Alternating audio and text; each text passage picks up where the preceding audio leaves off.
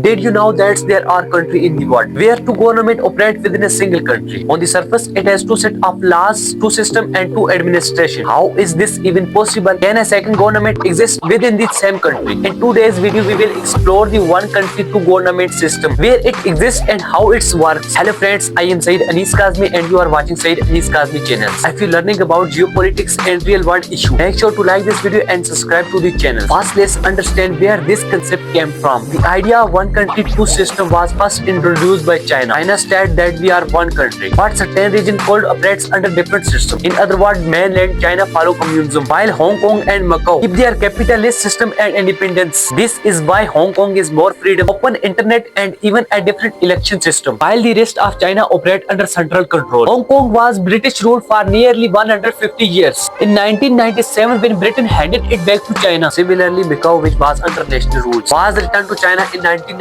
and also received same status. These regions also called special administrative regions. They are part of China, but they have their own codes. China has started tightening its control, which has led to protest, pro-democracy citizens and the governments. Another fascinating example is Cyprus. It is a single island, but there are two governments. The southern part is called the Republic of Cyprus, a member of European Union, while the northern part is the Turkish Republic of Northern Cyprus, recognized only by Turkey. So one island, two flags, two armies, two presidents.